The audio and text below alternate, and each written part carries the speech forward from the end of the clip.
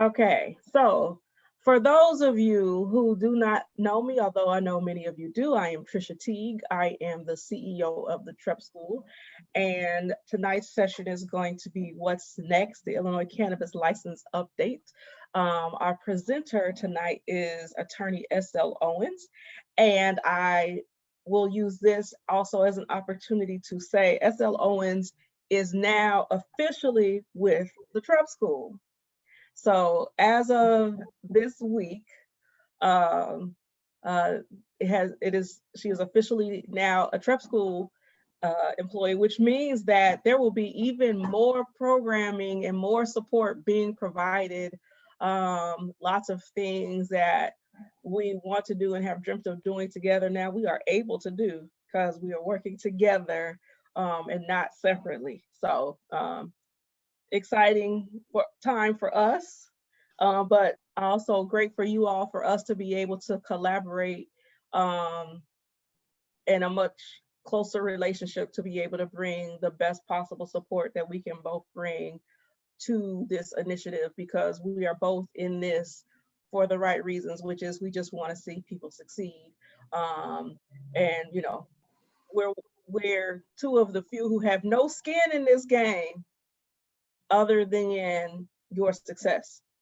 So with that being said, I will turn it over to S.L. Owens, who is the expert in-house now to bring us all the information and tools and trips and everything we need to be successful in whatever is coming next, because there's a lot of activity. And so I will turn it over to you. Thank you very much, Trisha. And you guys will see us having quite a bit of a love fest tonight. More so than usual, because I know we always have a love fest, but it is an exciting time for both of us.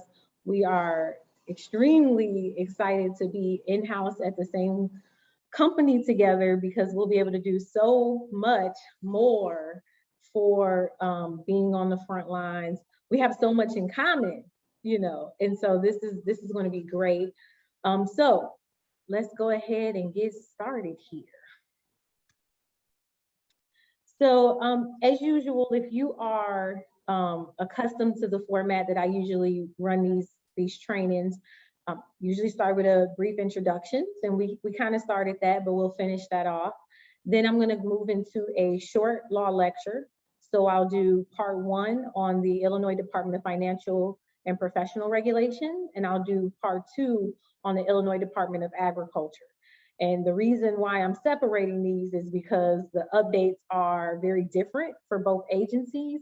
And I know there was a flurry of information that came out, and I wanted to make this as eye level as possible for folks, to where you don't have to be an attorney, or especially a regulatory attorney like myself, to understand what's going on. Then we'll move into a Q&A where you all will get all of your questions answered. So Trisha's already started this. We are now both officially at the TREP School. I am a legal educator. I am focused on business and regulatory law. Prior to being here at the TREP School, many of you saw me at UIC Law School running the social equity cannabis initiative at one of the community clinics there. Excellent opportunity. I really enjoyed working with the students and getting to know a lot of you while I was there. And then an opportunity came up for me to move over to the TREP School to even further broaden out my specialty focus in cannabis law. So I'm super excited. We have so many different programs and initiatives that we'll be announcing over the next year, where we can really kind of focus our efforts on the front line. One of the things that makes our relationship unique is that Trisha and I both come from disproportionately impacted areas. We both grew up in DIA, so we relate to these issues on a very personal micro level. And we also both came back after receiving our education back to live in DIAs in our hometown. So that is one of the things that makes our relationship very unique, and it makes us a pretty dynamic force.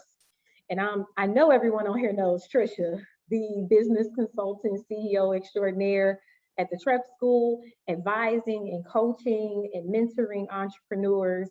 And Trisha, unless you want to add anything else to your introduction, I'll hop into the lecture. You could go right ahead. Okay. So before I get to the lecture, I want to give you guys some important notices about today's programming. So the first thing is that this webinar is not legal advice, okay?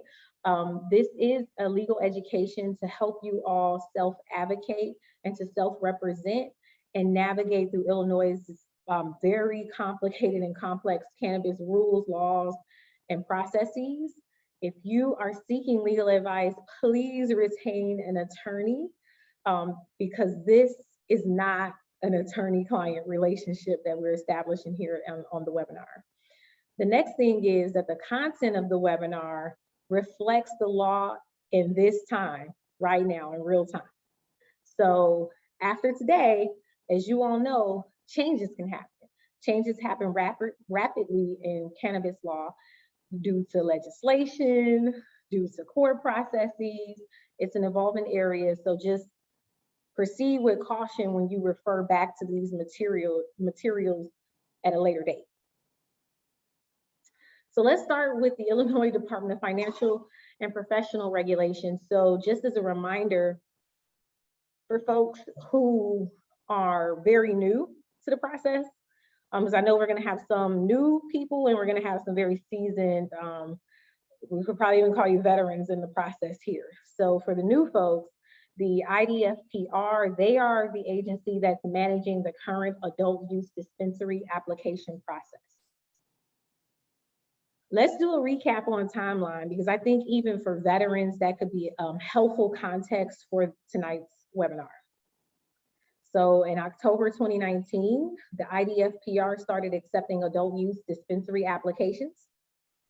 In January of 2020, the existing medical dispensary owners throughout Illinois, they were grandfathered in to add on a co-use facility, meaning to turn their medical dispensary into a co-use adult use dispensary. And they were also given a +1 option to open up an adult use dispensary. The reason why that context is important to understand in terms of what the social equity battles have been in the state is that that gave them an initial leg up in the industry. And it's given them the type of head start in a market space that's competitive like this that could be to the disadvantage of later entrants. And so that's why I have that up there, just so that folks can understand that context if you are new to this space. Then from March 2020 till September 2020, the scoring process at the IDFPR was delayed by the COVID-19 pandemic, which delayed globally. It brought the entire world to a stop. So then in September 2020, the IDFPR announced 21 perfect score applicants to qualify for a lottery. Again, that also rang a lot of alarms in the social equity space because only 21 perfect score applicants out of the thousands of applications that were received by the department. And there was a lot of scrutiny over those applications and who they were and how they were connected and how they were able to achieve even a perfect score. Because of that, from September 2020 until now, and until right now, there's been lots of litigation and activism, questioning and slowing down the scoring and application process. And then we also have in January of this year up until July, most recently, we've had the legislator and the governor working together to amend cannabis laws in response to the litigation and the activism that's been occurring throughout the state. And simultaneously during that time, there was a process known as the deficiency notice process, which is a process in which the agency sends out notices to applicants to tell them where and which parts of their application there were deficient parts, to give them an opportunity to cure those defects and to stay in the race for a good score. And then just last week, we had an announcement that there was a new scoring and lottery process. So this is just to give you overall context, I think sometimes when you're in it, it can be very difficult to see the macro level picture. So I just wanted to provide this helpful timeline to help you all digest everything that's been happening, because as you can see, it's been a long road. And I know you all feel it, especially if you're an applicant right now. So what was resolved by the state? And you will notice that resolved is in quotes.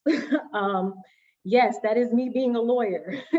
Why I have it in quotes like that is because there's a qualification to resolve.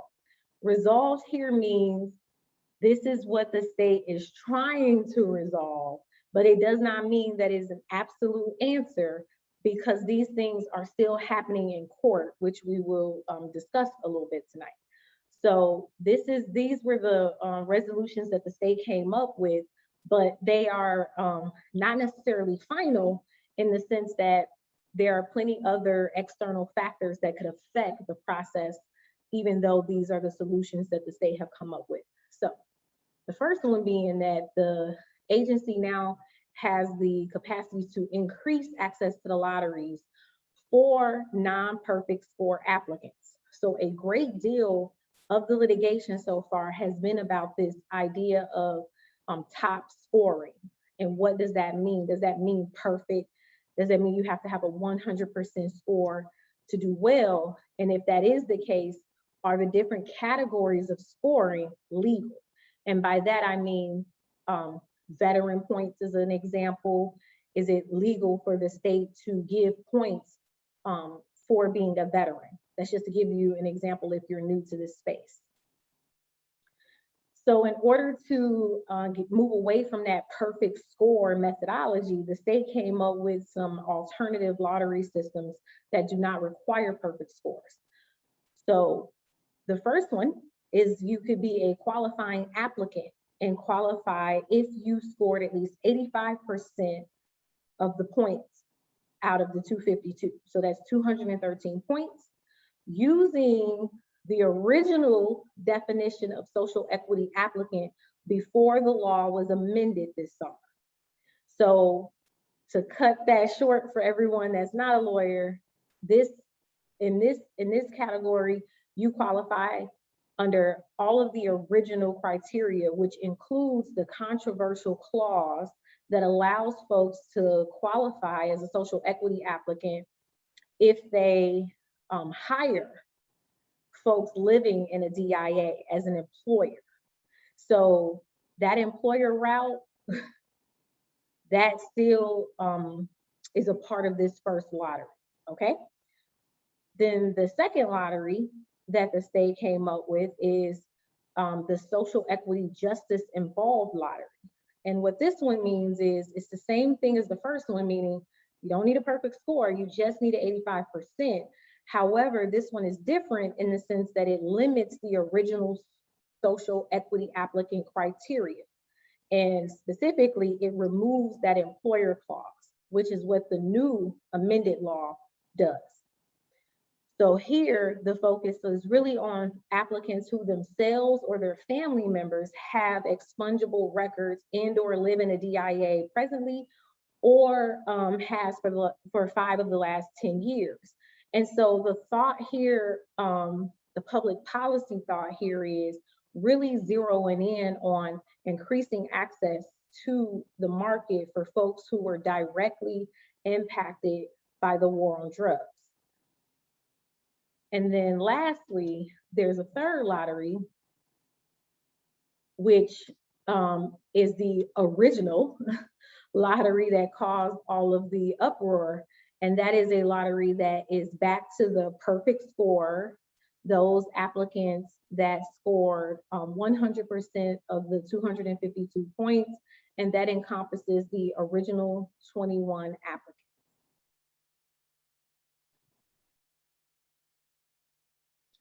So what is unresolved? Again, you will notice that I have these in air quotes because these are constantly moving targets, and they're moving because litigation is occurring alongside this process, and that impacts what is going to be finalized when it's all said and done.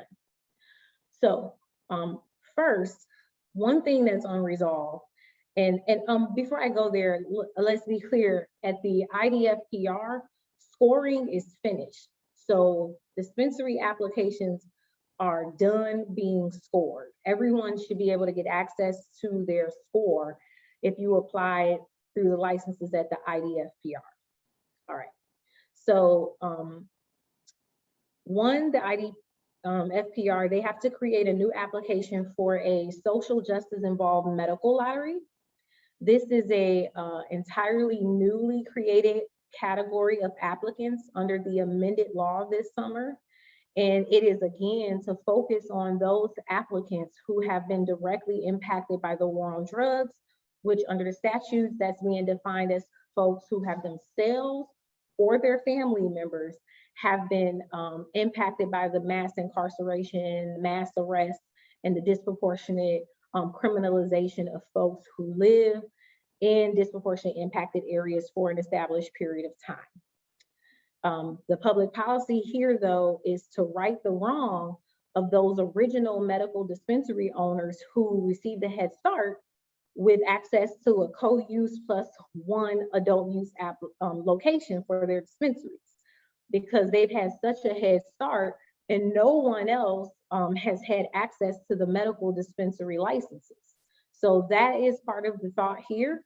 Again, you'll notice in this category, there is no longer the way of qualifying through employing folks who live there. This is to empower folks who live there to be owners at the table instead of employees.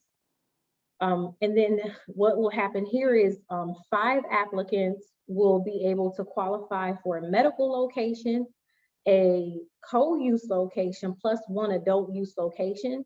So one of the things that I think has been unclear for folks through questions that I've been getting is how many of these locations will come out of this.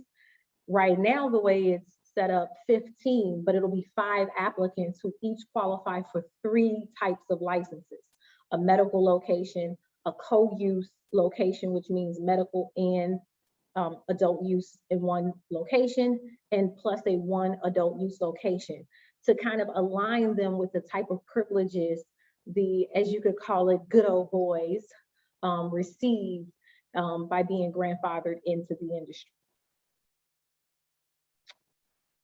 So what is also unresolved right now at the IDFPR is that litigation is continuing. And as a matter of fact, litigation is growing. There was a suit filed as recently as this past Friday in federal court. So I have broken down 3 areas in regular folk talk instead of lawyer talk that the litigation is revolving around most. Mostly the category of veteran status is being challenged. And in lawyer talk, that's described as whether it is constitutional for the state to give points to folks based on just them being a veteran, in the sense of, does that violate equal protection laws on the federal and state level? And does that violate a state law that we have here in Illinois called a special legislation clause? The second category is the Illinois residency status. That was the case that was filed in federal court this past Friday. Now, while that is a new issue being challenged, I think for the first time this past Friday here in Illinois, it is not a new issue in the cannabis industry. Prior to practicing solely here in Illinois, I was practicing in multiple states. I practiced in Colorado, I practiced in Wisconsin, as well as here. And so I had a chance to really kind of see cannabis law from a couple of different jurisdictions. And I can tell you that Illinois state-specific residency statutes are being challenged across the country right now, as most recently as in the city of Detroit. Their municipal residency statute has just been challenged, as well as in Portland within the last few years. And in both of those places, courts have been very hesitant to uphold residency statutes as not being rationally related or with lawful purpose. So just to give you a heads up, it's new here in terms of it just being filed and challenged, but it's not new, particularly in federal court. That is a very hot topic across the country right now. And the reason why that is a hot topic in federal court in particular is because it relates to interstate commerce, and it relates to the idea of states discriminating against folks based on where they live, or municipalities, local cities and towns discriminating against people based on where they live and whether that's fair or constitutional. And then the third category of lawsuits that are continuing as it relates to the IDFPR process is just generally fairness of the process. In lawyer speak, we call that due process litigation.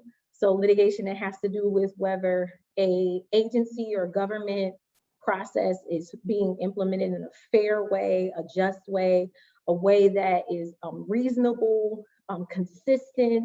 And some of the ways we've seen that in Illinois is challenges around whether scoring has been consistent. How can two exact exhibits receive two different scores, for example? That would be an example of due process challenges. Most recently, in the litigation that was recently filed in federal court Friday, the challenge here has been around, is it fair for the state to change the rules midway through the game? So from these plaintiffs' perspective, it was quite unfair for the state to start a licensing process that had one set of rules, and then midway through the process, change the rules for those same applicants. So that's just to kind of give you a quick rundown of, there's a lot unresolved here, and these are the types of issues that can absolutely still continue to slow down the licensing process for dispensaries. And keep your head on a swivel, as we say here in Chicago. You have to stay alert and stay engaged. And the cases that are in Cook County right now, they have a hearing coming up on Monday that could very well impact the timeline for the lottery process. All right, so part two, the Illinois Department of Agriculture. So if you're new, this agency is the one that is managing the current craft grower, infuser, and transporter application process. Let's do a recap of the timeline here because it's slightly different. So in March 2020, I'm gonna have to correct that, not 2021, March 2020, the IDFPR, the IDOA started accepting craft grower, infuser, and transporter applications. Then from March to September, similarly, slowed down by COVID-19. In September into now, there's been some litigation, not as much as on the dispensary side. And part of that is because the scoring is not complete, which we can talk about tonight. Sure, there's questions about that. The scoring is not complete. So I'm certain that that's one reason why we haven't seen as much litigation on this side of the portfolio, because it's hard to know what you're going to challenge here. So the type of cases that have come out have been things like litigants challenging how slow the process is moving. And that gets back to that lawyer concept of due process, like whether it's fair, it's a fair process to pretty much be an ongoing, never-ending state procedure that is costing folks lots of money. And so that's sort of the litigation that's been there. And then again, you had the legislator and the governor amending the cannabis laws in response to litigation and activism. And you also had a deficiency notice process happening as well at the IDOA. The difference being, though, at the IDOA, they have not completed scoring and they have not completed the deficiency notice process. Whereas at the IDFPR, the deficiency notices and scoring is complete. And then lastly, the IDOA announced its first set of notice of awards to its initial set of winners.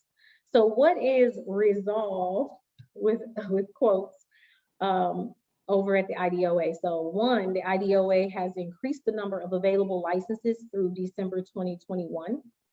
So what this means is they have given out notice of awards to what they're calling top scoring applicants, including 40 craft grower, 32 infuser, and 141 transporter applicants. They are using the original 2020 applicant pool to issue another 60 craft grower and another 60 infuser licenses by December 2021. And for those applicants, they plan to issue another round of deficiency notices. So what's unresolved? Well, number one, there's no clarity about what it means to be a top scoring applicant over here at the IDOA.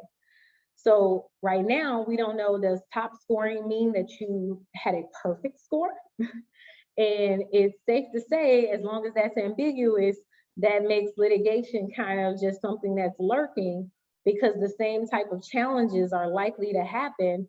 If they say they're using a perfect score, then folks will have questions about the veteran points again. Folks will have questions about the legality of the residency points. It's pretty much a mirroring issues at the IDFPR.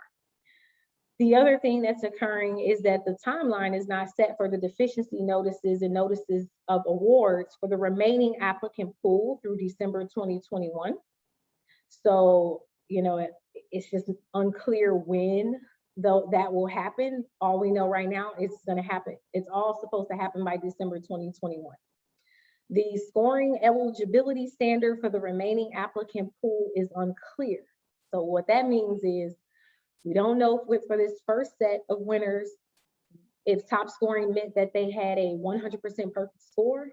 And we don't know for the next set of people who are, again, coming out of that same applicant pool, how high their score has to be.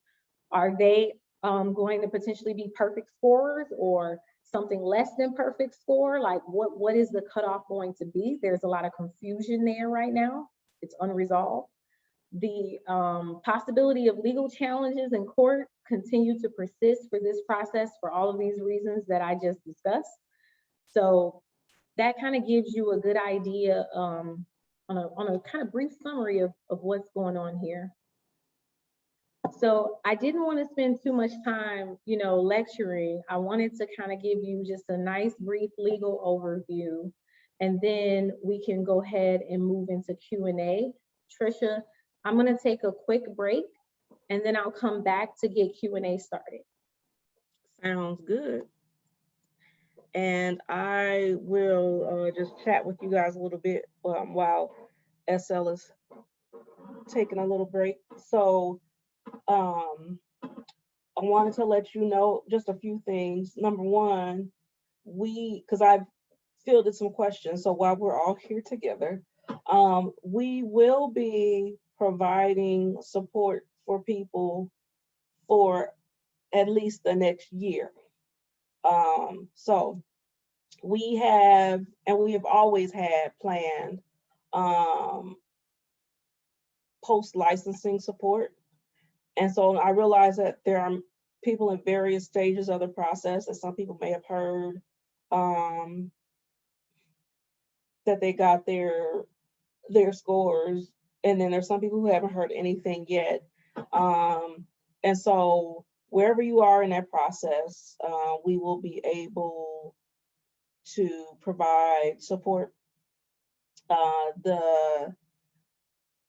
The DCEO has extended our contract through June of 2022.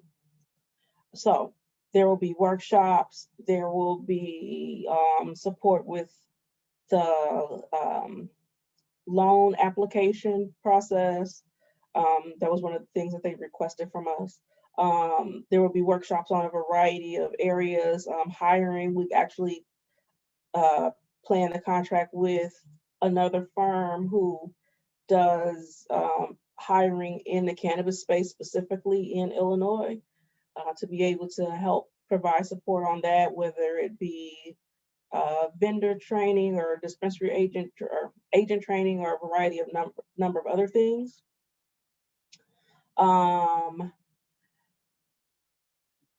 Let's see what else. So want to make sure that everybody does know that we will be continuing to provide support for after the licenses. And we'll be doing a number of workshops. And we also happen to have a workshop scheduled for tomorrow for the people who have already received, the craft growers and infusers who have already received their notice of award, for how to respond to that 10-day notice. So if you've already received one of those, definitely come to that workshop tomorrow. And if you haven't and you're curious, because you might want to prepare for when you do receive one, if you're still anticipating receiving one, you can still come too. So it'll be open to everyone.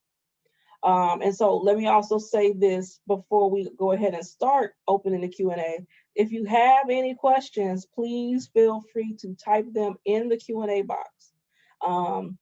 As if you type questions in chat, they might get lost, as many people might be typing things in chat.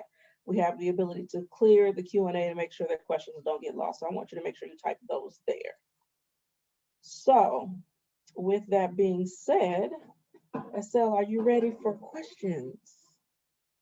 You're muted.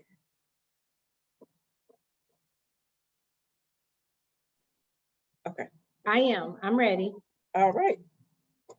So first question is, have all the transporter license award notifications gone out, or are they being trickled out sporadically? How or when will we know our scores if no award? Okay, I'm going to go ahead and tackle that. So that was that is a currently unresolved issue at the state right now. They are not releasing the scores at the IDOA because their reasoning right now, as stated by them on their website, is that they are continuing to score. They are not finished with the competitive scoring process, and therefore they have not released all of the scores. So what's unclear is what score that first group of people who got notices of awards, what score did they need to qualify to get selected? It is very possible, I would say more than likely, that those folks had perfect scores.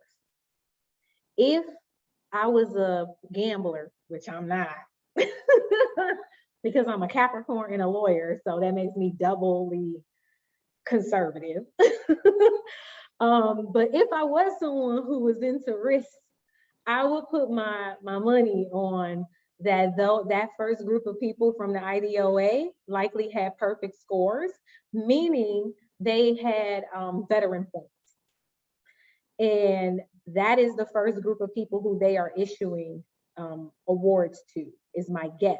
But again, I cannot say that with 100% certainty because the state is not confirming that at the moment, and they are not releasing scores to verify that either.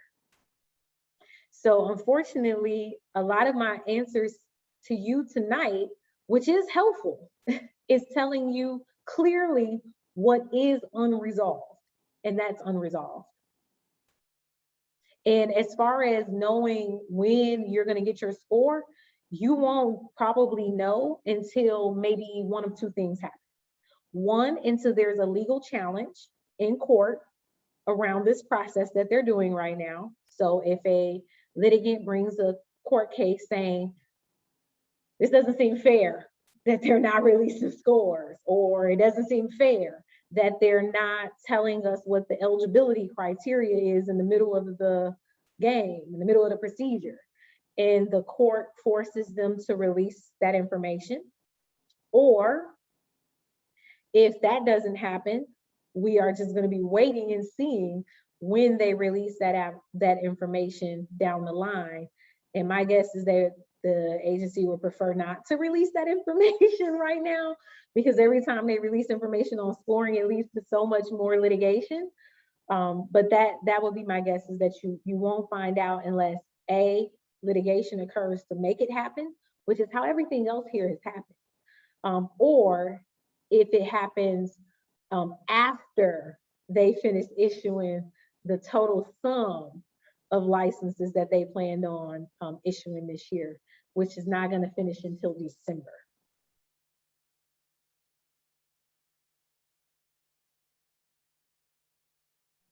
Okay, the next question is, what is the site of IDFPR for scoring?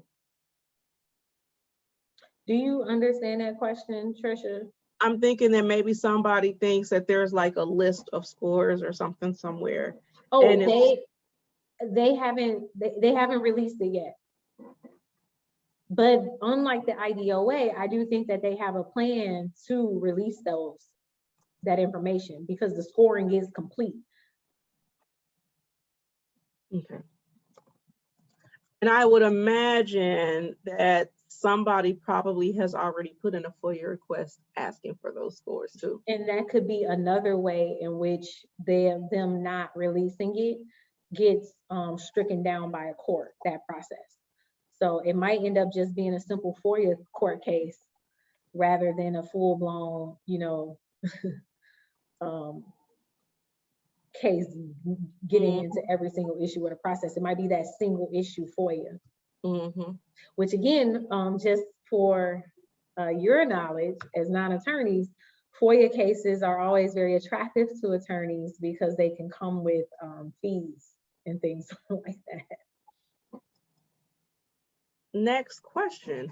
Has there been any discussion about opening the application process for new applicants for the craft grower's license to be awarded in December? No. As of right now, and let me read the question again to make sure about opening application for new applicants for the December ones. No. So if I'm reading your question as, will the licenses issued in December include new applicants? The answer is no. The IDOA has definitively answered and said that they will not be starting a new application process for those licenses to be issued in December. They will be pulling those winners from the original 2020 applicant pool. And that is why it is unresolved what the scoring eligibility is going to be for those. Meaning, how high does your score need to be to qualify to get one of those?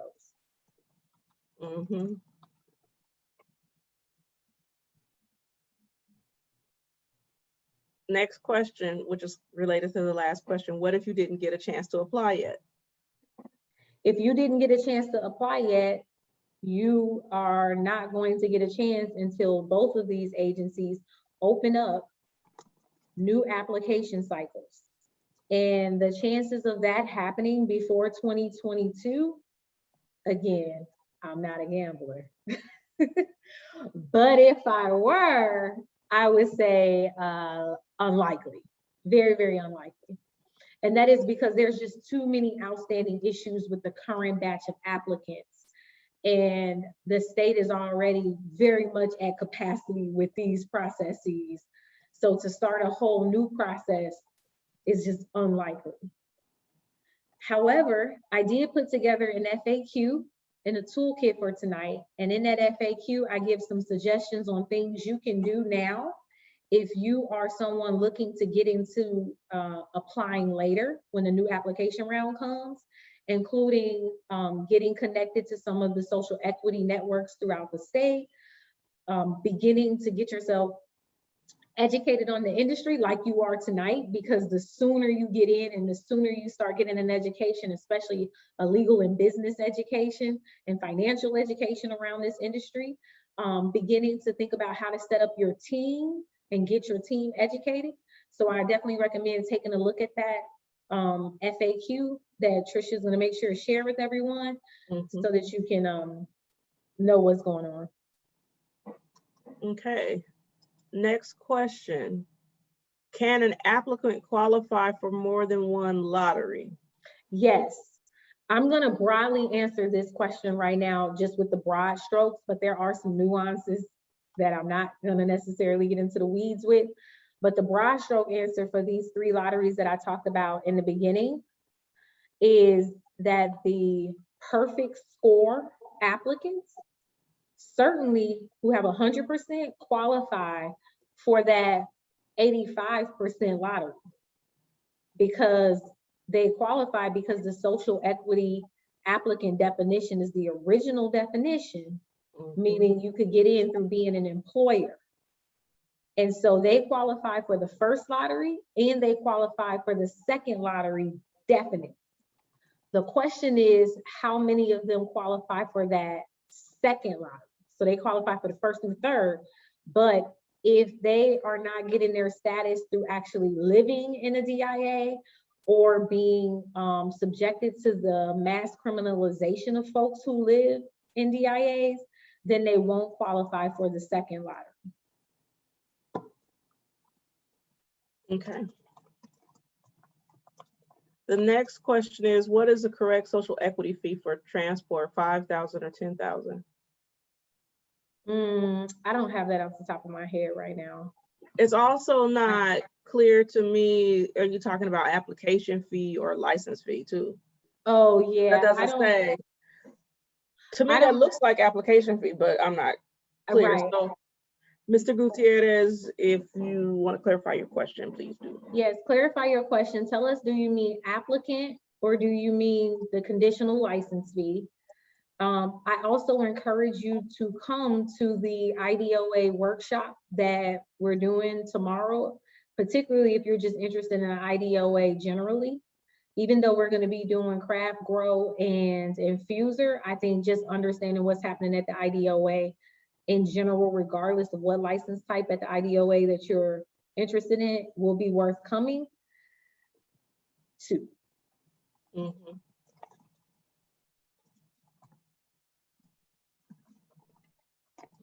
Next question, I think has actually already been answered. Will they be accepting new applications by December 2021? And at the moment, the answer to that is no. Correct. Next question, what is the final sum of transporter licenses that will be approved? I saw 141 were eligible on July 15th. Okay, so what was it? 55, 55, and 75? No, I think the CRTA said unlimited transporter. Oh, this is transporter specific? Yeah, yeah. Transporter license that will be approved though. So right. Tricia is correct that under the CRTA, there is no cap on the amount of licenses for transporters that can be awarded. But in terms of the number that was just given out, let me look at my slide. Was it 141? I didn't write down the yes, number. 141. 141 were just issued last week as notices of awards. And so far, the IDOA has not said when they will give out more transporter licenses. It does not appear that they will be doing it this year because the December ones are for craft, grow, and infuser, 60 each. And they are from the original application pool, meaning new applicants cannot apply for those.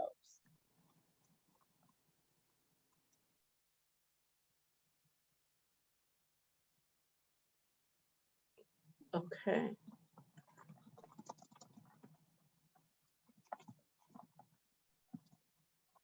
Next question. I missed the beginning. I haven't got any notice. What's my next move? No problem, Cordell. One, lucky you, we record these. So that's right. I strongly suggest that you go back and watch it. But I am going to give a quick summary answer to your question, which is you didn't get a notice. What's my next move? And I'm answering this presuming that you applied at the IDOA, not at the IDFPR.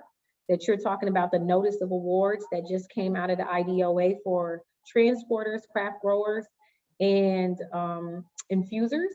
And if that's the case, your next move right now, in terms of what the agency has as their procedures, is to contact them to make sure, because I think you always want to double check with agencies, right? Because no one is above mistakes. All of us are human, including the humans that work at the agency. So I would double check with them to make sure you didn't miss anything, it didn't get spam, it didn't get jammed. And then secondly, according to their procedures, you are to wait to see if you may be tapped for the next round in December if you're a craft grower or you are a infuser, not transporter.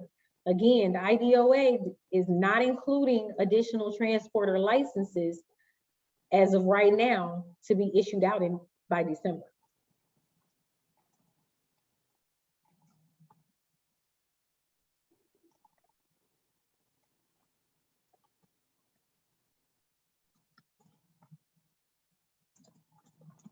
Okay, next question is, if they haven't finished scoring, how can they accurately award licenses? If we didn't get a notice yet, we can safely assume that our chance would be in December. Craft grow applicant here.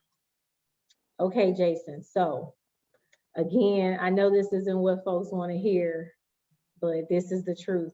Tonight is one of those nights with you guys where I am doing the thing that I always say, like, oh man, as a lawyer, like, this is what you really get paid for, and that's to give bad news. That's to give bad news. And you know, seriously though, the bad news here is that is unresolved at the moment. That is a thorny legal issue. And what I mean by that is the legal issue being, is it lawful for them not to release scores, scoring eligibility, or anything about the scoring process while in the middle of issuing? So at this point, we don't know because there has not been any legal challenge to it, but that doesn't mean that's not going to happen. Right. There has not been one legal challenge to it. So when you say, how can they accurately award licenses? We don't know, because we're not sure how they are defining accuracy. And the reason why we don't know accuracy is because we don't know what the eligibility is. We don't know what score you need to have. So this is an issue that is unresolved at the IDOA right now. Mm-hmm. So if you didn't get a notice, what you can safely assume is that there will be more information coming out about if you qualify for this next round of deficiency notices that they're claiming they're going to do by December, and B, if you are going to be one of the ones who get a notice of award by December.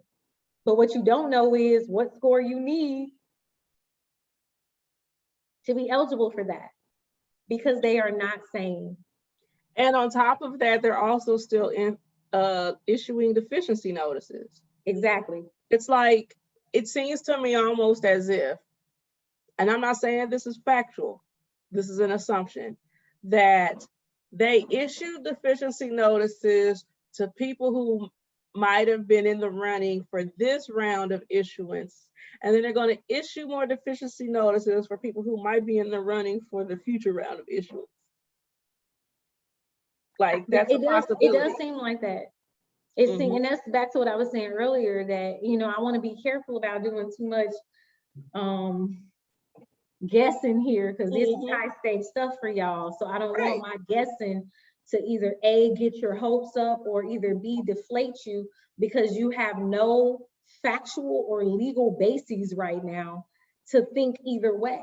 You have no factual or legal bases. I hate to sound all lawyerly, but I kind of have to as an educator right now, because it's the truth. You don't have a reason to be deflated necessarily, and you don't have a reason to be elated if you are someone who fits in the category of craft grower applicant, infuser applicant who did not get a NOA, meaning notice of award.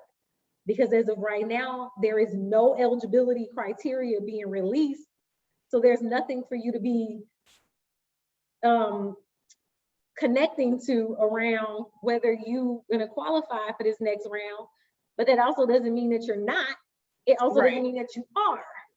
Right. What it means is your questions right now for the department is, what is my score and what score do I need and what score would I have needed to be picked in the first round? Right. Okay. Next question. So no more transporter licenses? I think that's been answered. Not at this time. Not at this time. If you're asking, will there be any additional transporter licenses being issued out of the 2020 original applications? The answer is no, not at the moment. There are no plans to issue. So if you did not win a notice of award for the transporter in this last round of announcements, as of right now, notice I'm qualifying because haven't we seen things change? We have seen things change. As of right now, that means that you are no longer in the running for a transporter license. The only way you could become in the running is if they amend what they're doing in some way and add additional transporter licenses to be pulled from that original 2020 pool. Right now, the IDOA is not doing that. That's not what they're saying. They're saying they're going to pull from the original pool for only craft grower and infuser.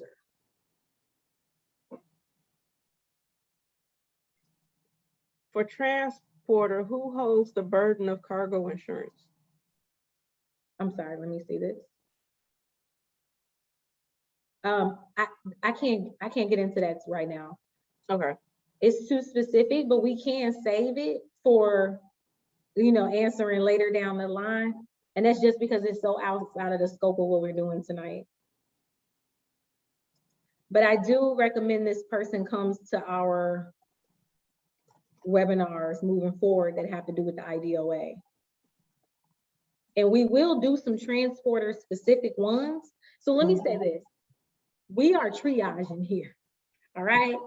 We are like getting the information as you're getting the information and then preparing curriculum and distilling it into regular non-lawyer language in quick amount of time. And so what I mean by that is this workshop is specific scope is understanding these updates and what they mean to your status as an applicant. That is the scope of tonight's class.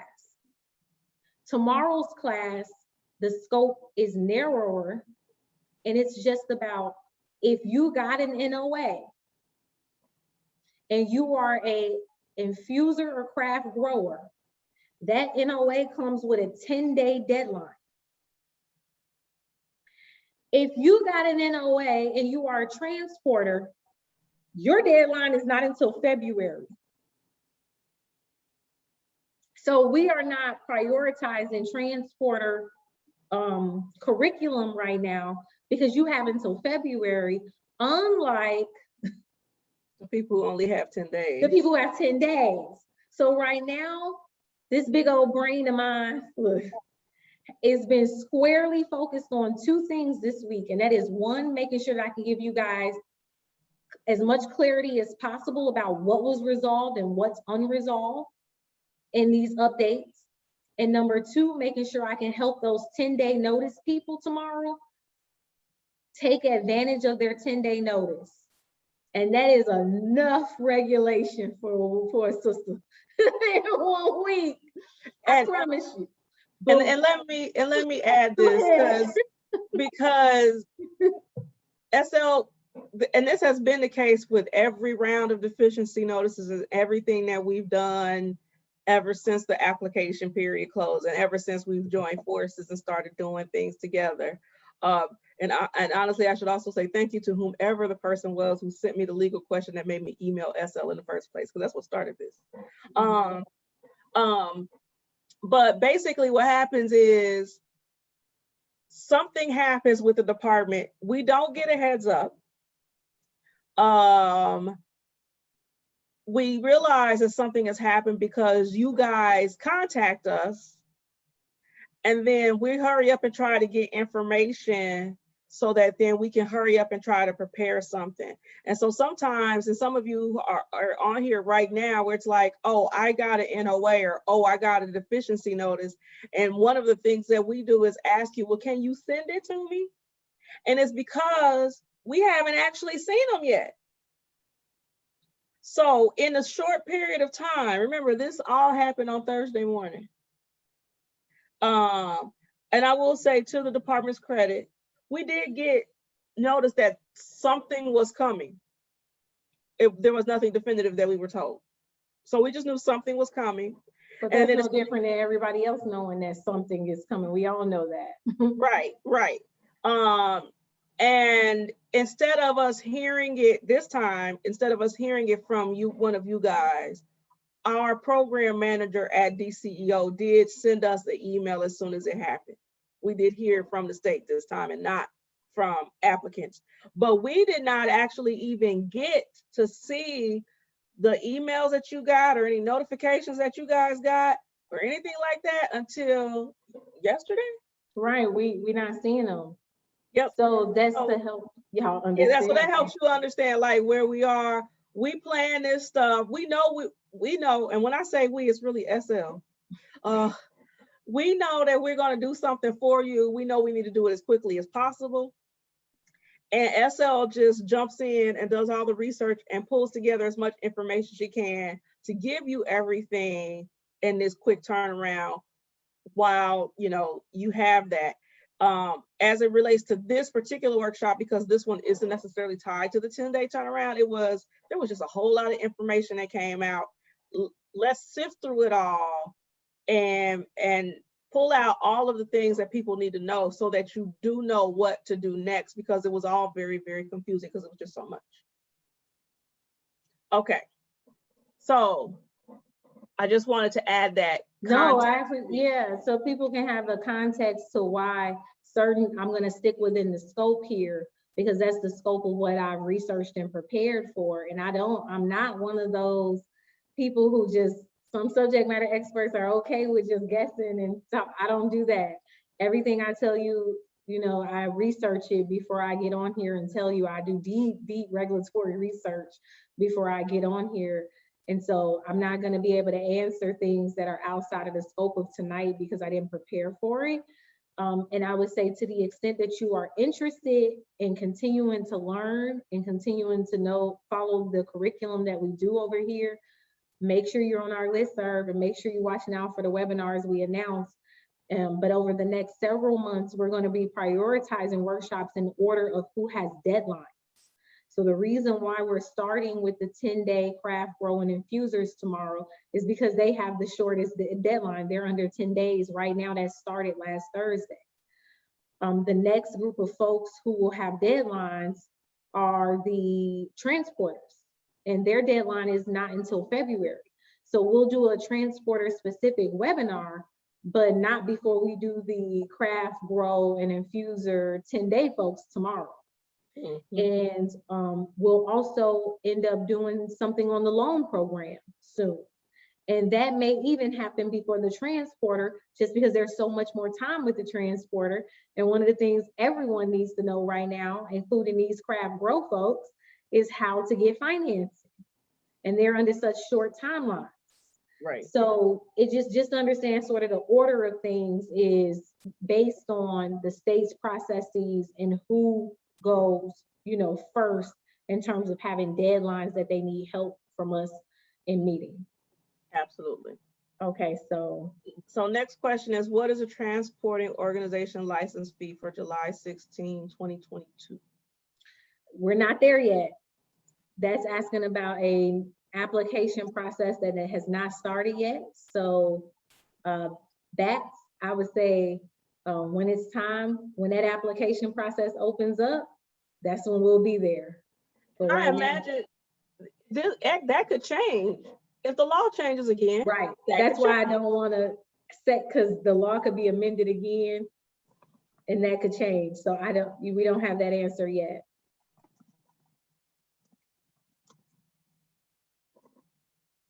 Okay, next question. I ran out of time when doing my deficiency corrections. Have they mentioned allowing us to make any more corrections?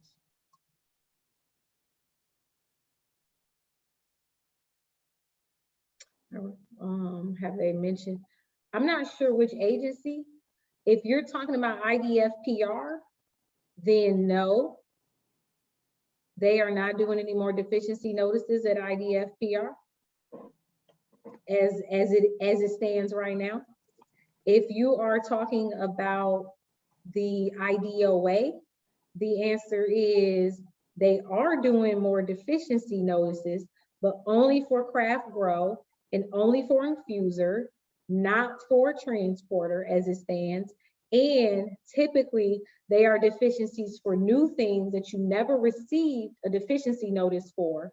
So what I mean by that is they don't allow you to correct deficiencies that you were asked to cure in the past that you failed to correct because you didn't meet the deadline.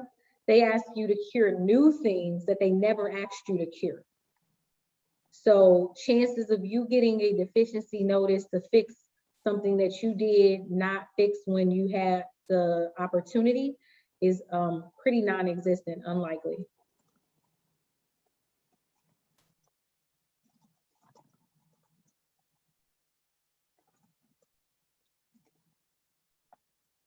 Okay. Mr.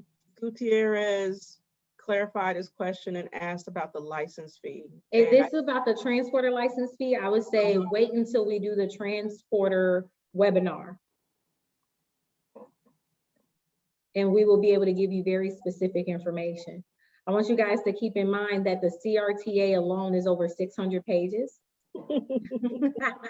So what that means is when I'm in a certain section of it for a workshop, I stay in that lane. And when I get to the next one, I go to the next section. So I'm not there yet.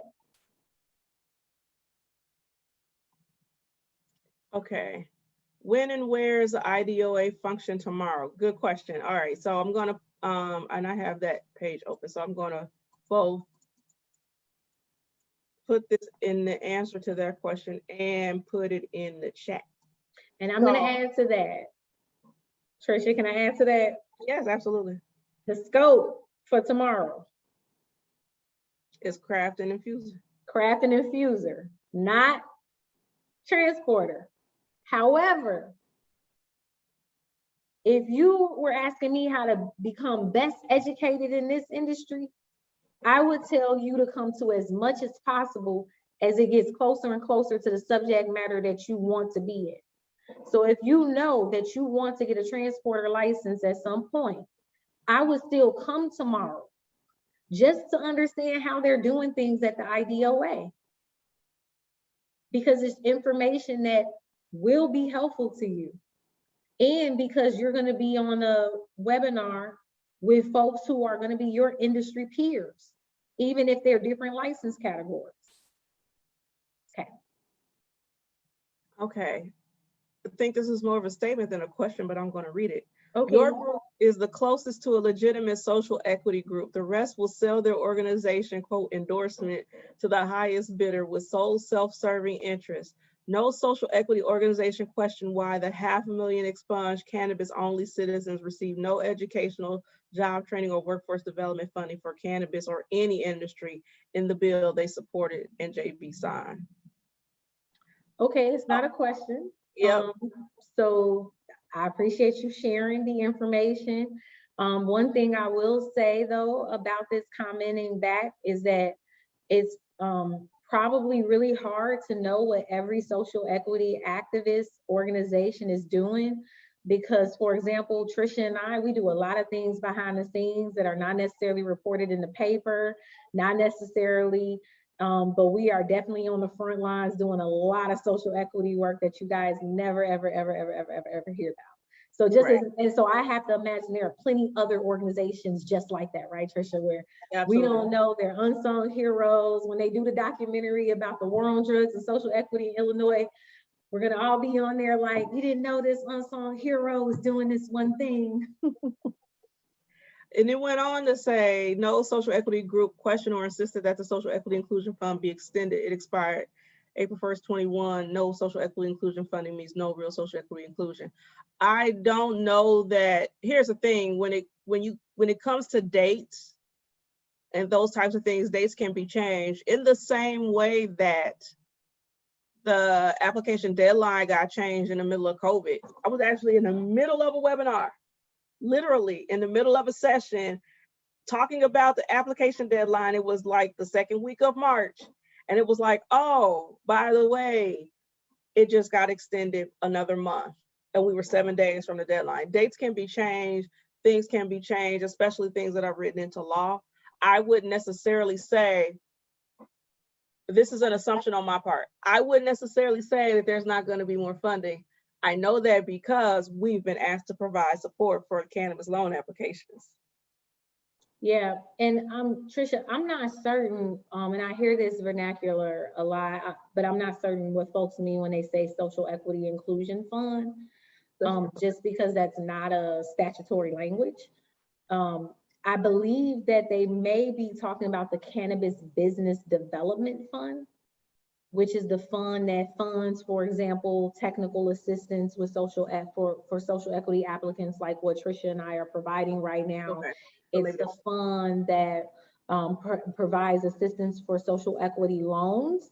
If that is the fund that they're speaking about, that fund is continuing to be replenished. And we know that because the TREP school is being renewed to continue providing these services, and that money comes from the Cannabis Business Development Fund. And I'm only saying this because I think that it will be helpful for everyone in this industry to make sure we start tightening up our language, because we want to use language that's consistent with the law. And Cannabis Business Development Fund is the statutory language. And I just think it takes you much further to be able to make sure you're saying the right terms of art and things like that.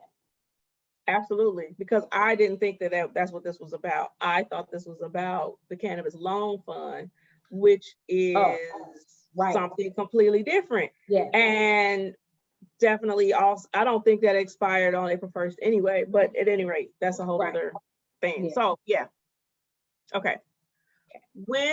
Who do you contact? Next question is, who do you contact at IDOA? I call medicinal plants. They said they don't know. They're on, well, one on our FAQ sheet. We give a link to the IDOA website, and it has the email address right there. And they don't take phone calls. They are asking everyone to email them at the email address on the website, which I don't have in front of me, Trisha, but it's like AGR. Adult use. Yeah, I don't have it in front of me. Hold on, let me see. Let me get that page open.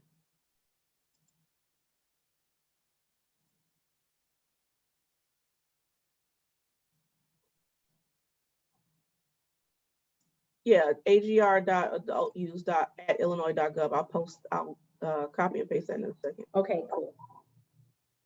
I lost my window for oh, there we go. Okay. I lost my window for the Q&A. So I was like, wait, I gotta find it. Okay. And I will also put it in the chat. So let me copy and paste this.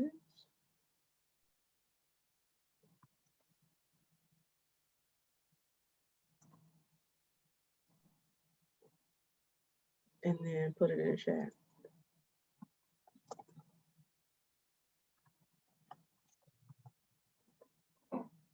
All right. How can they say, next question is, how can they say no more transport awards and the scoring is incomplete?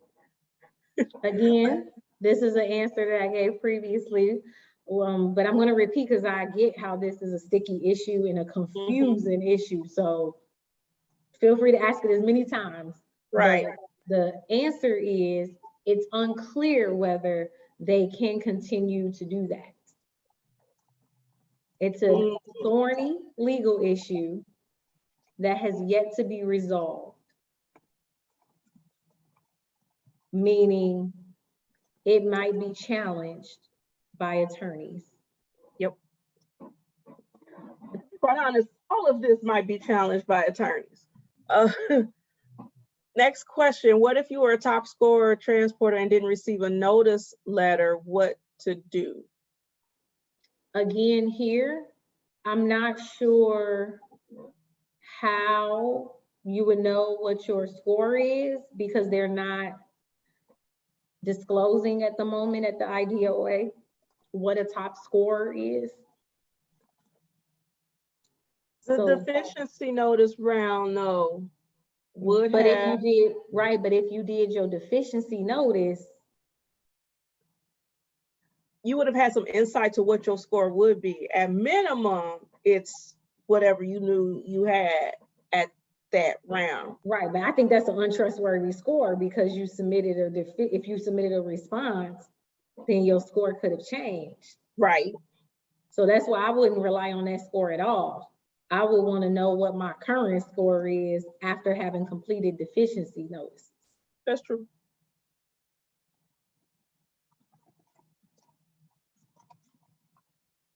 So part of tonight is pointing out to you guys what is unresolved to create clarity in the uncertainty in terms of like, no, you're not tripping, you're not tweaking.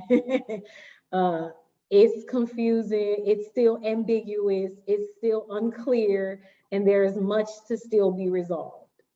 Yep. Okay.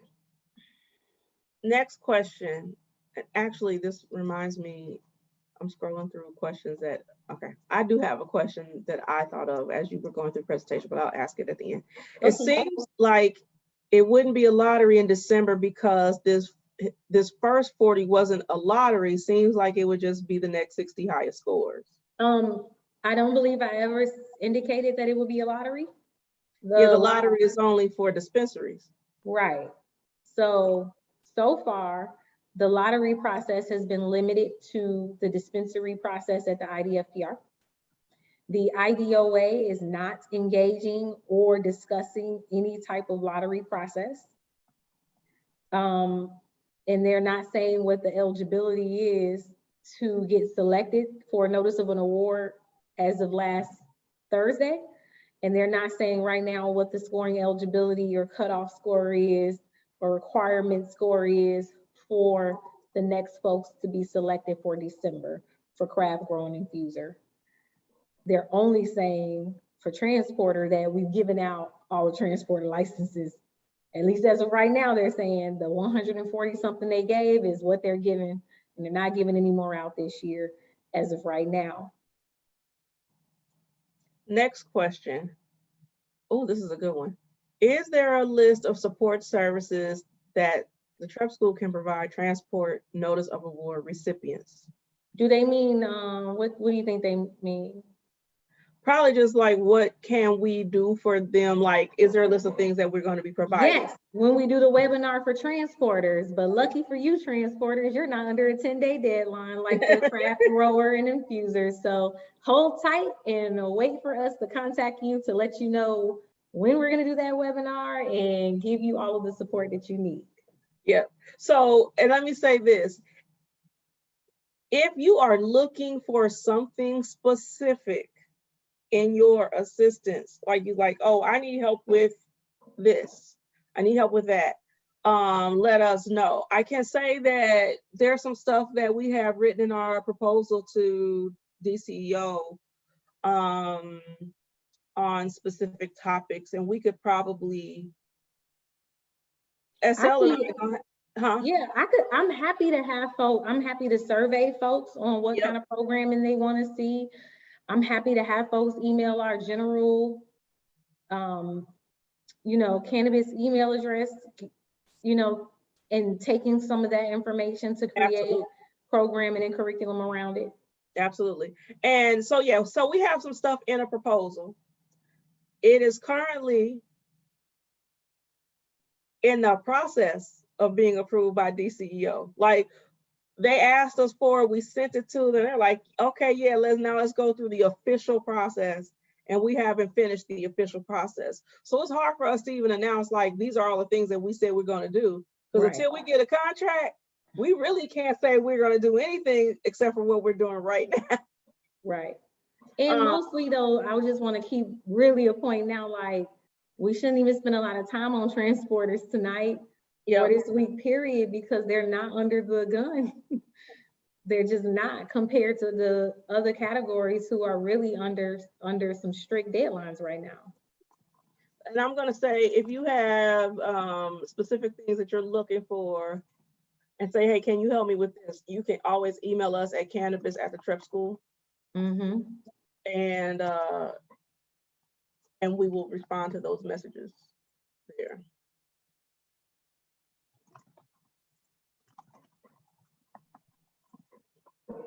But we will be providing, support in the same manner that we've been providing, in the same or similar manner that we've been providing support all along. Is all of this, next question, is all of this inconsistency the state's rights under emergency rules? The way I'll answer this is that the state doesn't have a right to inconsistency. I mean, like just generally, if you've been at some of our workshops, you know that I talk about a general legal concept. I educate folks on it called due process. Mm-hmm. And due process is all about requiring the state and state agencies, state actors to act consistently. So that's part of why there are just so many legal challenges to these processes, because even if something is, if I believe they may be talking about the emergency rules that just became a part of the last package. And that set of emergency rules, just because it's written into law, just like with the CRTA, right? Just because it's written into law does not mean it'll be upheld by a court of law as being a lawful law. Okay, so I want to be careful saying like the state has a right to this or that, because at the end of the day, the state is subject to the scrutiny of courts of law. That's our lovely balanced legal system, mm-hmm. Our legislative branch, our judicial branch, and our executive branch, creating checks and balances.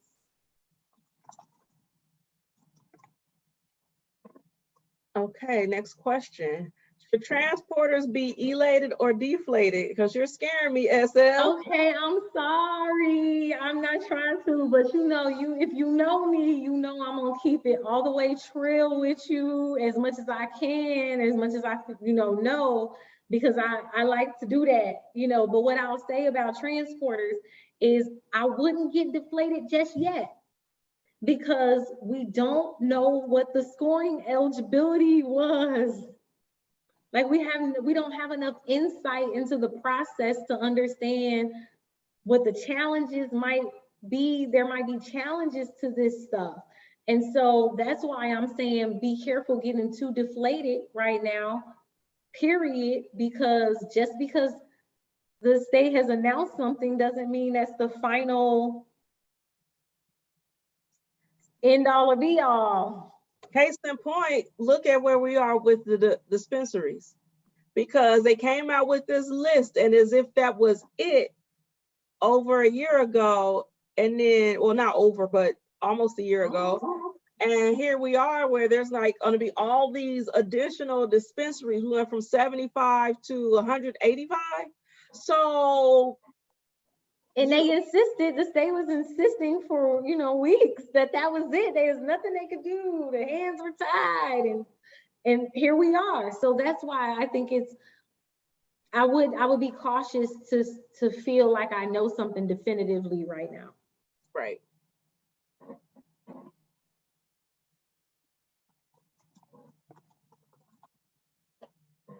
Okay, next question is there a published list of who has a license notice of award? Where do I find it? No. Right now, the IDOA is not disclosing the list of NOA recipients.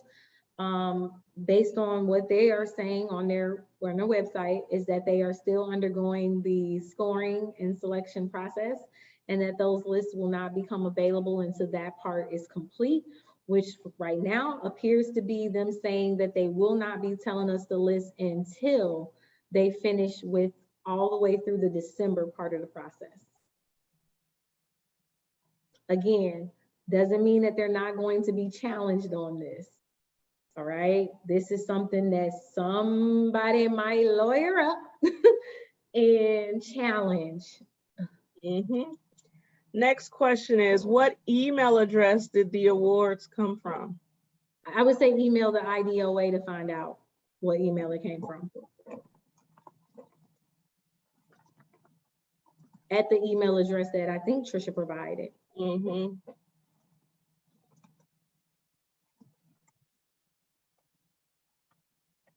When we finish the 658 one, I'm going to take a short break. Okay. Okay. Oh, where is the registration for tomorrow's webinar? So I put that in the chat already. Okay, and I'll be back. Okay. So if you have any other questions, and I'll respond to this person too. If you have any other questions, please feel free to type away. We will answer them. One of the questions I have,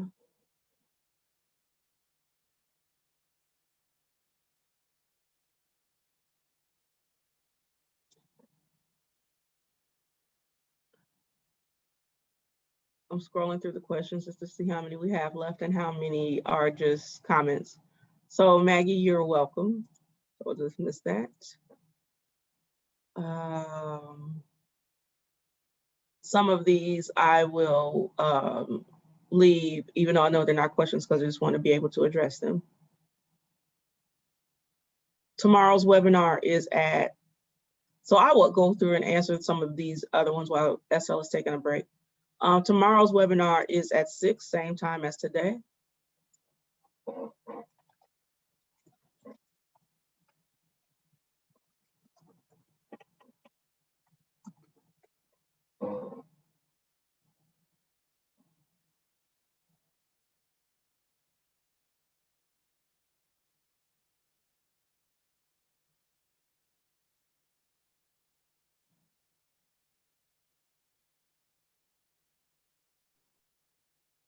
All right, beautiful people. One other thing that you guys don't know about me is I have a special friend. So this whole year that I have been on the front lines with you all, I have been on the front lines with you pregnant, and I am very pregnant right now. So I need more intermissions. Yeah, she needs frequent breaks, yes. So, I cleared a few questions while you were gone. Some of them were, about tomorrow's webinar time, stuff like that. All right. Next question. Our team just learned that the state dissolved our LLC due to not submitting a 2020 annual report. We're trying to rectify this, but if we were to win a license in the IDFPR lottery, could this hurt our chances of securing the license? I don't know the answer to that off the top of my head. That's a pretty specific. This is why I like doing brief advising, because it gives me a chance to research something like this. I would also say that that can be rectified pretty easily. You can just pay the fee and the late fee and yes. But it's usually if you have not been revoked. See, like if you were just late, but if you missed the whole late period, then it's a whole lot more complicated to rectify. So I just want to. Yes, if it's just for non-payment, then that's right. And for a certain period, though, just for a certain period. If you're not in good standing because you didn't do the report or you didn't make the payment for a certain period, but after a certain period, they I can't remember the term of art right now, but they will revoke you in a way in which you have a way more complicated process of getting it back. So I'm not sure where they are in that process. Okay. So yeah, it can be rectified as long as it's not revoked. They will give you an involuntary dissolution. Thank you, Dante. Yes. So if they're at that, then it's a lot more complicated. But if they're just at not in good standing. Yeah, actually, I think you can come back from an involuntary. Yeah, you can. I'm just saying it gets. Yeah, you got to just jump through some more complicated than like, oh, I'm not in good standing. I just need to do this really quick thing. Right. Yep. If they're trying to give as many people a chance, they would have done that for these first 40. For example, First 40 go to 90% or higher scores, next 60 to 80% or higher. What do you think? I have no idea. See, I'm one of those where I don't really like to get the guess, and I like to have the facts, and then I like to look at the law. And I like to take the facts and the law, and I like to make a pancake. And I like to give my answers from that place. So I don't really know, because I have no idea what they're doing or what they're trying to do, because Or they're not even saying. how many? Right, I don't. Because Yeah, what if there were 39 perfect scores? right, right. It's too ambiguous for a subject matter expert like myself and my preferences. I don't like to get too down that guessing rabbit hole. Okay, next question. For the craft grow, will you be covering the suitability of the facility? In terms of assistance, if that's what you're asking, the answer to that, we have a sub who will be putting together, that you will be able to get some consulting with, and then putting together implementation plans.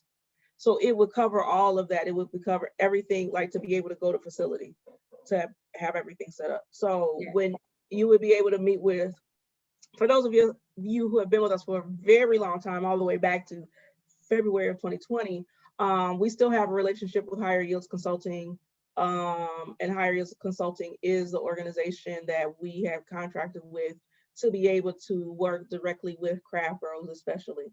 So that's something that would fall under that purview. And there's a consulting piece and implementation planning piece that would happen with them.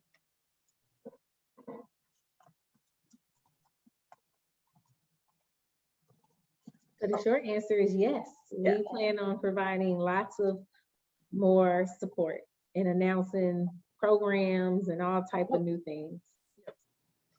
Okay, so next question. What's going on with the craft trailer bill? I think she meant craft grower bill.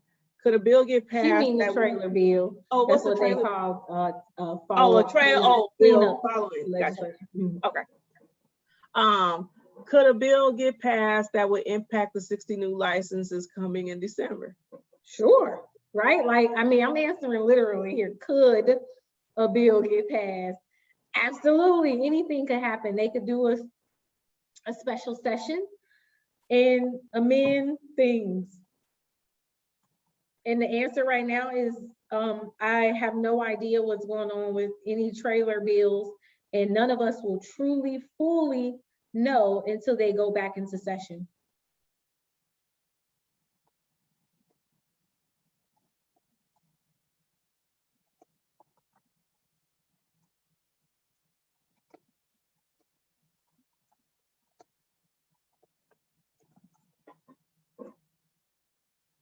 Okay, so then this is clarification.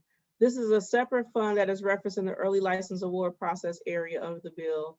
The Social Equity Inclusion Fund is funded by the industry, not the state. So they mean I'm not really sure what they're. Because the industry is still the state. When they, right, I'm sorry, if this person feels comfortable emailing us at our email, I think it'll be best, because we can further flush out what they're speaking about. Because even the Cannabis Business Development Fund is funded by the industry. If the industry means current license holders, if that's what they mean by that. Which is still it in comes the to state. The fund, and then the state gives it out, right? But I'm not familiar with this being a separate fund. But please, anonymous attendee, if you would like more information on that, or you would like us to research that and give you an answer, shoot us an email. So there's several people commenting on IDOA's email response. Albert says they don't respond to emails. I'm going to dismiss that. Yep. Says thank you, no response from that email since Thursday. And then Cordell put their generic response. And I know what you're going to say, but I'll let you go ahead and say it. Right. So what, that You're likely going to need a lawyer. Oh, no, that's not what I was gonna say. I was gonna say what they do is they put stuff on the website. Right, so they take frequently asked questions, combine them, and they put them on the website. That's one part of this answer. But the second part of this is oftentimes we have seen throughout the last year that when the process is starting to feel its most unfair, folks have been needing to get legal representation to insist upon an answer. So I just want to keep it real with folks about the kind of resources it takes to be in this game, you know. And so, yes, they sometimes wait until they get a bunch of questions asked the same, and then they put together an FAQ or they add it to an update on their website. And yes, they could possibly try to never respond and not take your inquiry seriously until you have a lawyer. And that's, you know, and that's not something that, I'm not saying anything that I haven't been saying if you've been coming, you know, but I'm just, you know, because then it becomes like, is it lawful for you not to respond? Right. You know, okay. There are 5 ways to the industry to comply with this separate social equity inclusion funding is clearly in the CRTA. Okay, Anonymous, I'm going to again request, you seem very passionate about this issue, and I'm certainly not dismissing what you're saying. What I'm saying is that I don't understand fully, and that the scope of tonight's workshop is not about any of those funds. And so I don't have that information on hand. I'm not familiar. Please feel free to email us and we can further go over what you're talking about, because I am familiar generally with the idea that license holders have multiple ways to support social equity, whether that be through, you saw last year, some of them did the incubators. Some of them just said, I'll just pay my taxes and you guys use those taxes to provide support. Some, you know, so I'm just not certain what you're talking about. So just email us, please, and we can talk about it some more. Okay, next question. Did only the last deficiency notice have a score attached, or did all of them? I don't think they all did. Because, well, one, I want to say craft grower. Remember, the last one set of deficiency notices that went out with them were for non-scoring exhibits, remember? Yeah, so there would have been a score. Right. So we know that the last one did not. So the answer is all of them did not. No, not all deficiency notices did not.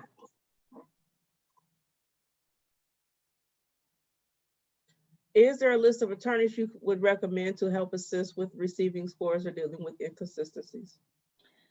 I would recommend the type of attorney you need as opposed to a specific attorney, because I don't give out specific attorney referrals for many, many, many, many reasons. You would be looking for a business attorney who understands business litigation, who understands FOIA litigation, who understands administrative and regulatory law, and if possible, understands the cannabis industry. In Illinois, that last one is going to be a little difficult because it's a new industry here for Illinois attorneys. The industry just started last January, you know, in the sense of the expansion beyond medical. The program was so small that not many attorneys were practicing in that space when it was just medical. You got more and more attorneys getting accustomed to it. The reason why I have so much experience in this area and knowledge is because I was licensed and practiced in Colorado prior to legalization happening here. That's actually where I was living in Denver, up and back and forth until spring of 2019. So like I recently was practicing in Colorado. So I would say if you can't get that last one, you can't get that cannabis, if they have some regulatory experience, that's still good. So let me make sure I put the right list together of types of attorneys. Business attorney who understands business litigation, FOIA litigation, regulatory law, and the cannabis industry.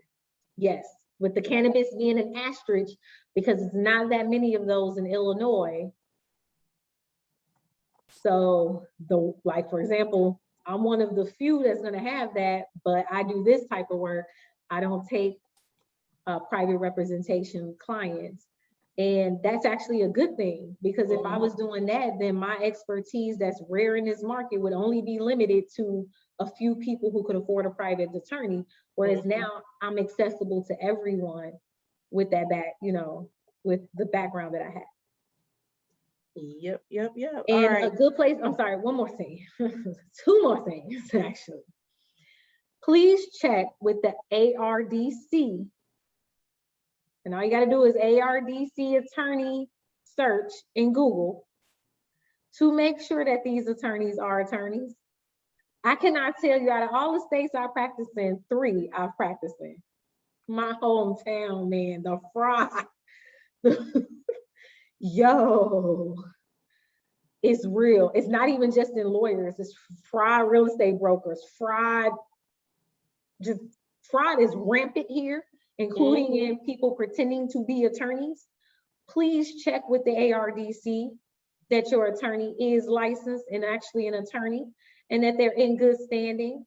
And the ARDC will also let you know if they have any disciplinary issues or history.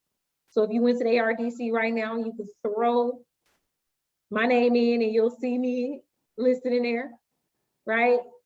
You want to check with your attorneys to make sure, just to make sure, especially if there's someone you find in through a network, like just make sure they're attorney. And then the second one is, I do recommend using the Illinois State Bar referral system to interview attorneys. Because A, they're gonna know the attorneys are attorneys and in good standing. And B, I believe that the consultation fee is very nominal compared to, like, if you just go outside of that system. It's kind of more like a speed dating thing. So you could pay like 25, 30, I don't think it's more than $50, but it is worth it to introduce yourself to more than one attorney, because we have different styles. Attorneys are very, very different. They could be like night and day. So you want to see who's a good fit for your personality. Oh, I'm sorry, a third thing. Okay. Some of you guys need to team up and hire attorneys. All right. I know attorneys aren't cheap. I'm blessed to be able to do this work with the state sponsoring it, right? That's a blessing. Attorneys aren't cheap. So what I mean by that is, get with a couple of applicants, split that FOIA litigation costs, split that, split those costs. That's it. That's it for real, girl. That's it for real. All right.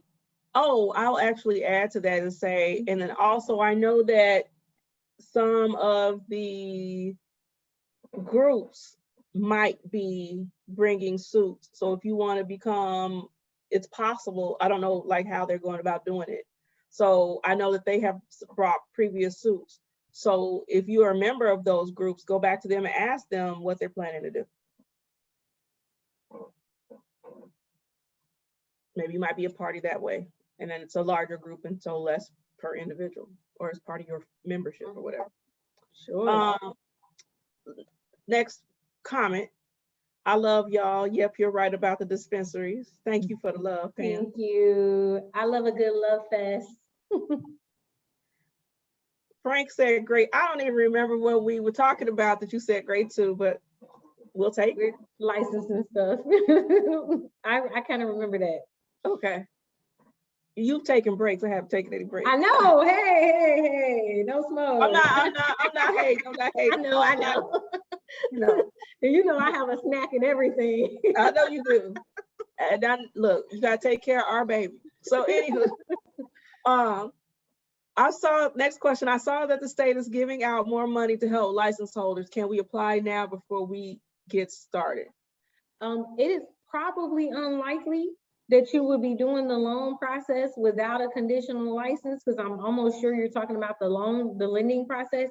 And keep in mind, we actually are going to be doing a webinar soon on the lending process that I highly recommend everyone come to. But the reason I say that is let's just think about how underwriting works for a loan. They want to know that you actually have something of value. Mm-hmm. And so the license, the conditional license is that thing of value. So if you're just coming as an applicant without any of that, it's probably unlikely. But I'll say that I'm not really close up on those materials yet because that workshop is not happening until at least at minimum after tomorrow's. So I haven't really digested the rules and the app and all of that, but definitely come to the workshop we do on that. I've taken a brief look at it previously just because it came up in the conversations with our proposal.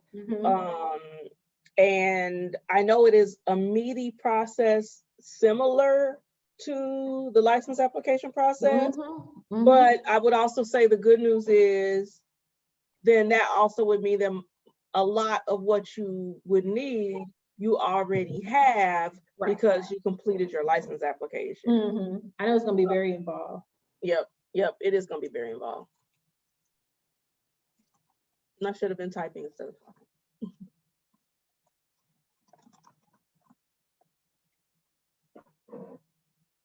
Okay, next question is, what's the first time for a special session?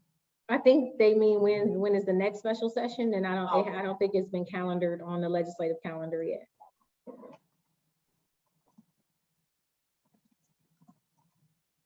Feel free to contact your rep and your senator. Hey. Yes, that's something that actually probably be most beneficial for you, all of you. When are you guys planning to go into session again? And let me tell you what I think on this so that they vote in the way that you can at least try to influence the way that they vote, because at the end of the day, they represent you. How much money do we have to have and how soon must we have it in our account for the dispensary? I don't have that off right now, off top of my head. I know they have a requirement for it, but I don't have it off the top of my head right now. So my answer is this question is out of scope for what we're doing tonight, but please believe that we'll do some special dispensary programming just like we will for transporter. So just hold tight and wait for that topic to come up.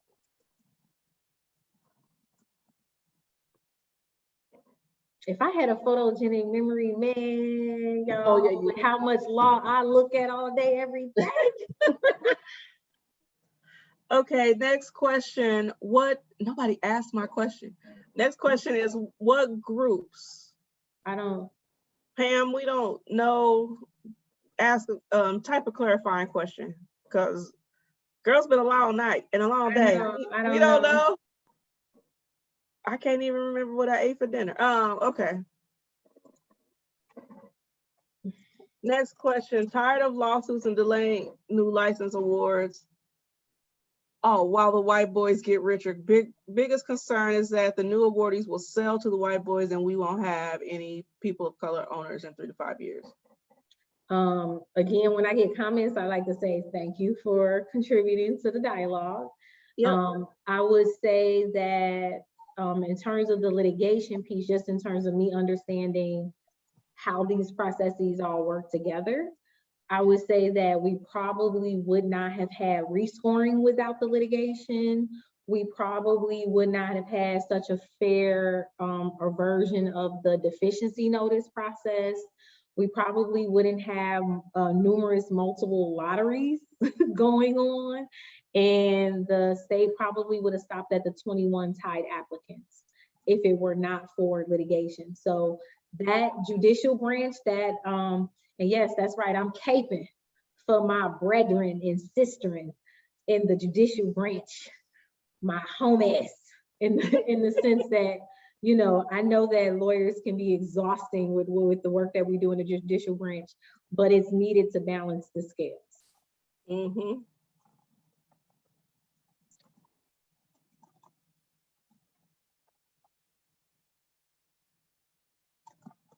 Next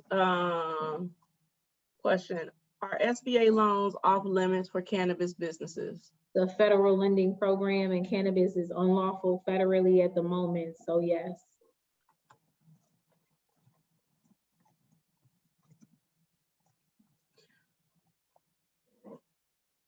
Okay. And by the way, in addition to that, you can't even just walk into a regular bank. Right. Yeah, I was actually You can't thinking the even same just go thing. to a bank and just be like, let me go and get that BMO business loan. What is it? BMO business loan or Chase bit like, nope, no. Let's do As this. a matter of fact, you could have money and not even ask for a loan and not be able to go into a regular bank. Right. You can't take your $2 million cannabis dollars and take them to Chase.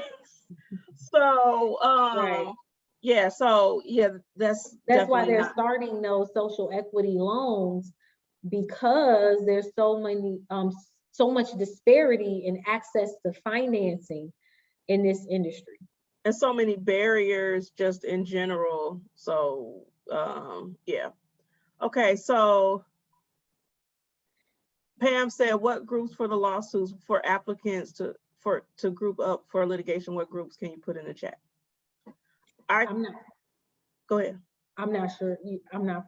I know for previous lawsuits, I know for certain that the Illinois Craft Cannabis Association brought a lawsuit.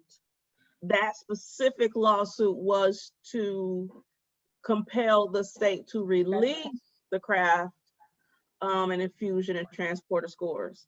Obviously, that's happened. So that lawsuit probably goes away now if it's. That lawsuit was back in the fall, and now that I recall, and actually the court told them that the state could delay the process. Okay. And the reason why being COVID-19, fairness in scoring, things like that. So that lawsuit did not proceed. But that is a group that has that uses their funds they mobilize together around bringing their litigation. Right. Thank you, Trisha. I forgot about that.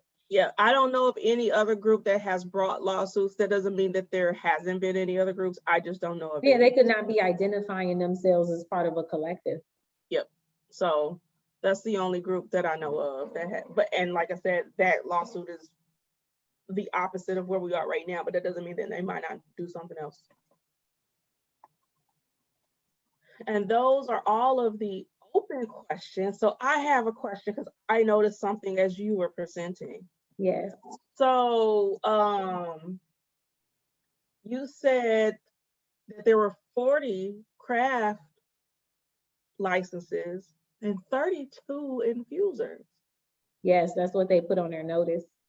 Now, didn't the CRTA call for 40 and 40? Yes. I think they are gonna put the other 8 with the next batch. Okay.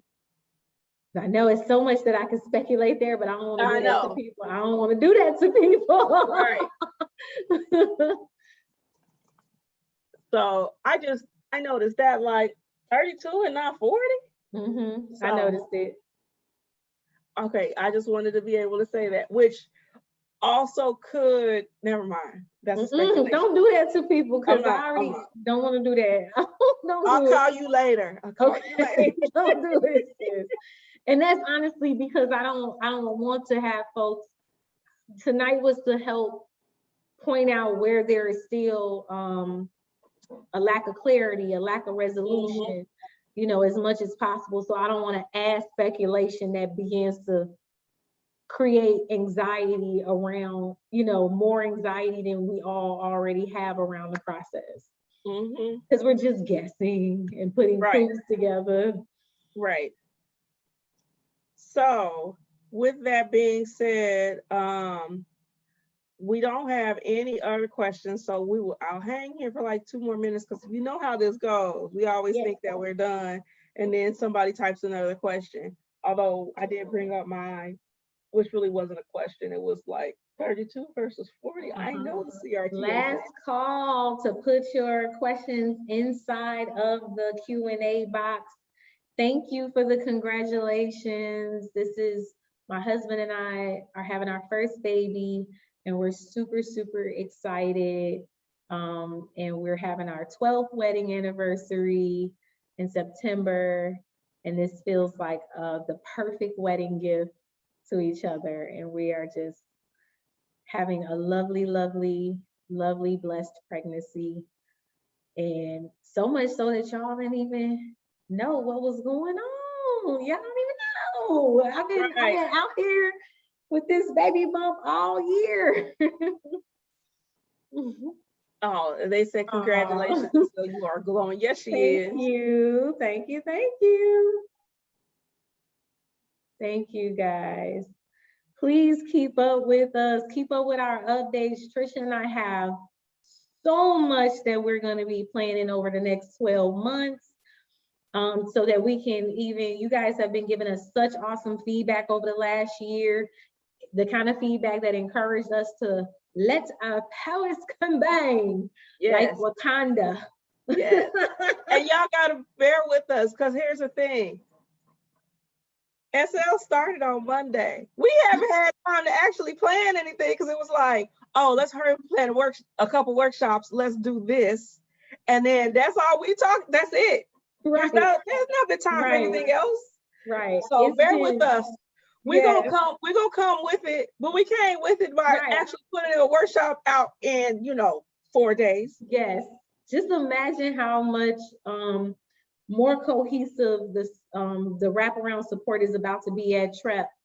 So bear with us and keep it in mind that SL's gonna have a baby and I'll be out, for a little while with that. And Trisha will definitely hold down the fort. And when I get back, it's on and popping. Yeah, we're going to be doing so much amazing stuff. It's so much stuff that you all were asking me about over the last year that were just things that I didn't have the infrastructure to necessarily implement. That being over at the TREP school now, I have the infrastructure to be able to do stuff that I would tell you guys like, oh, great idea, but I don't know, I have to look into that. So I have way, a less bureaucratic system being at a lean, company. So I'm super excited. I'm super excited. So question in the chat, even though I already know the answer, boy or girl? I mean, in the Q&A, boy or girl? Oh, we don't know. We're waiting. We're going to let it be a surprise. We're grateful either way. And then Dawn said, thank you both for your time and knowledge. Very grateful. And then there's also comments in the chat that you should read. Oh, that's why SL is looking so cute. Amen to our baby.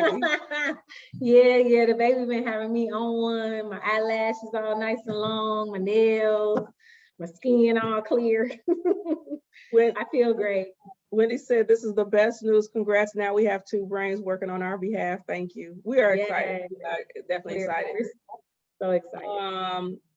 Estelle, add this to our list, the Otter AI plugin, so the Zooms can be transcribed in real time. So we can talk about that in our next meeting. Okay. Congrats, Estelle. My little one just turned 5 months. I remember her. I remember talking to her. I received my notice of deficiency the day after delivering via C-section. Oh, I'm so sorry. I remember we had a one-on-one too. So I know that was rough, Mama. Do you know the FOIA request email for IDOA? No. Okay, that's a question, Deborah, you were supposed to put in the Q&A box. Normally I wouldn't even read these, but no, we don't know. I don't know it. Usually governmental sites have it somewhere on their website under they have to have it publicly available, like news release or about us or something like that. So if you search on their website, you'll probably find it. Yeah. Oh, Wendy said actually 3 brains because SL has 2. I know, this baby coming with it, man. We have us a little shop baby. My husband is a lawyer and a legal educator as well. So we joke a lot about our little brainy baby. Yep. Okay, y'all. Well, thank you. Yay. Thank you again, SL, for such a wonderful presentation as usual. You brought Thank you again for this opportunity to join forces with you. Thank you all for attending. I look forward to seeing some of you tomorrow at tomorrow's workshop. Yep. All right. Have a good night, everyone. All right. Good night.